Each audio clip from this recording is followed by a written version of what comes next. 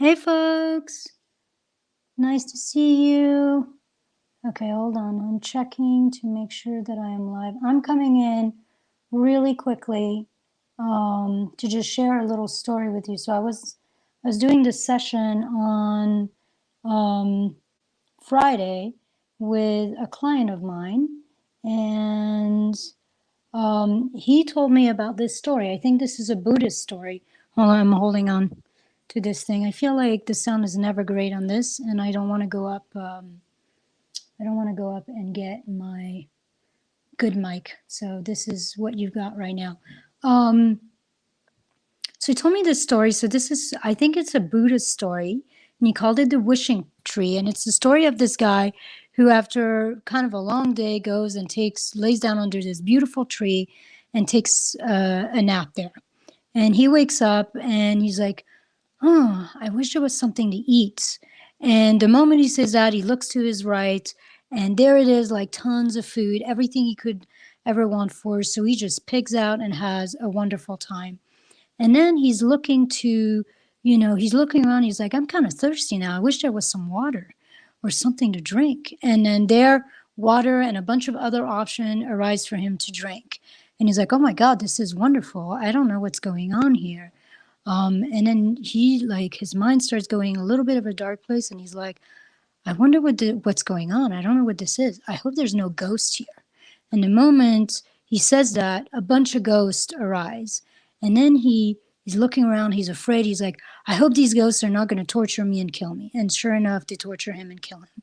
So I know this is not a very uplifting story, but I'm going to give you the two little pieces of wisdom that I saw in that story. And so, one piece of wisdom is that our mind truly is the creator of our reality.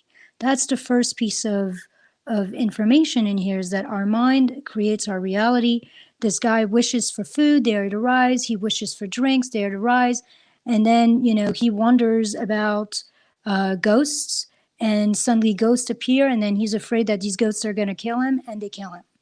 So, what we think about, what we focus on, we tend to see and create, or at the very least, life is a reflection of our mind. So, that's one aspect of the story. The second aspect of the story, and this is so that's the power, right? Like, that's the power of the mind to help us to create what we want to create, is if we can actually focus on what we want.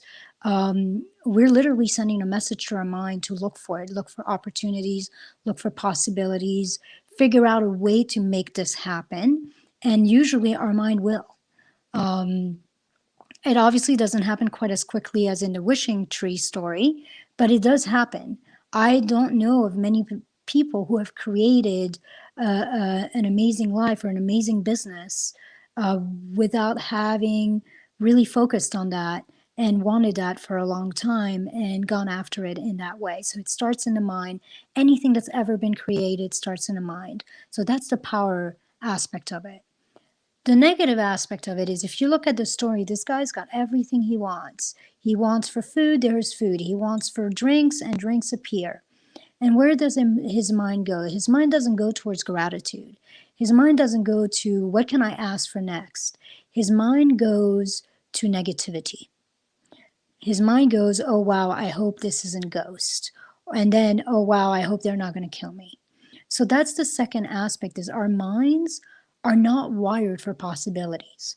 Our minds are not wired for gratitude.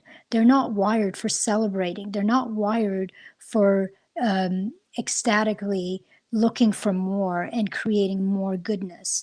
Our minds are wired for the status quo. They're wired to keep us safe, and they tend to be wired to look for problems and look and anticipate problems and issues. In this case, his anticipation, or his worrying about ghosts and about dying, created the outcome. In our lives, I don't know that that's obviously quite true, because if not, we would all be dead. Because I've worried about getting in a car accident or the plane crashing or anything like that numerous times, and obviously I'm still here. So thankfully, our mind doesn't quite do that. But the lesson is to pay attention that we have to train our mind. We have to train our mind for what we want rather than what we don't want. And I use the word train very, very strategically because that's exactly what we have to do. We are, I think it's because of evolution. The only reason we're still probably still here as a species, given that we don't have fangs and big claws and all sorts of, like tough skin, the only reason we're here as a species at this point is because we worried and planned for every possible negative circumstance that could fall onto us or come our way. And every time we heard something in the bushes, we automatically assumed that it was a saber-toothed tiger. We have millennia, hundreds and thousands of years of evolution of us being wired for negativity and us being wired for planning for the worst, looking for the worst, and worrying about the worst, and solving solutions, solving for problems. A lot of us, hey Sharon, a lot of us actually, it's kind of like almost it's our job to look for everything that could go wrong and anticipate it and fix it. A lot of us are worried and fixing things that are actually not problems. So that's my invitation to you in this little wishing tree story, is to start training your mind for what's working, to start training your mind for what's real, what's happening, what you can celebrate. Every week in my group, I have a little celebration post where I ask people to celebrate because we're not wired that way. Look for what you can be grateful for. Look for where there is already success in your life and how to lean into that success and lean into that rather than worry about what could be and what might be, and essentially shifting your mind towards what you don't want, which from my perspective is essentially giving the mind permission to create that. We have to literally give ourselves permission to create success. We have to give ourselves permission and the direction, direct the mind to look and create for success. Success that is aligned, success that feels good, success that is authentic to us, but success nonetheless.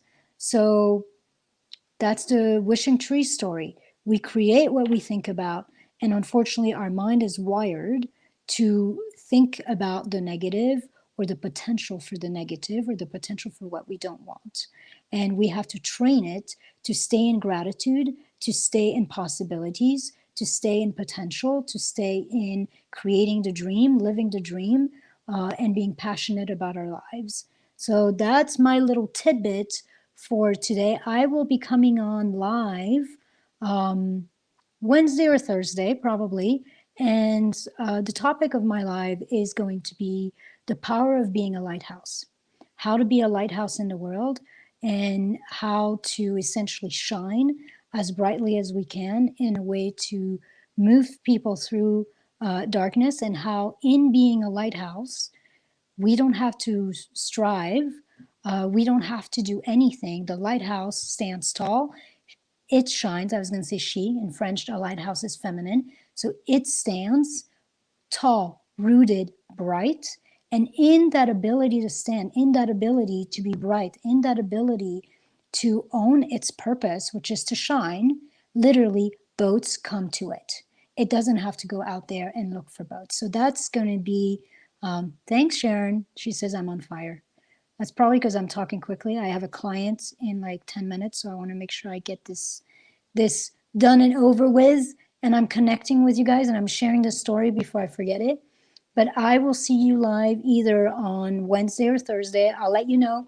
I'll let you know the morning of or the day before. It will depend on my schedule and when I have space in there. Love you all. Have a wonderful beginning of your week. Stay in the positivity, stay in what you want, stay in possibilities, excitement, creating and living your purpose and your passion, and knowing that you are here for a reason, that you have gifts, and just moving into that, shining, serving from that place. All right, talk to you guys soon.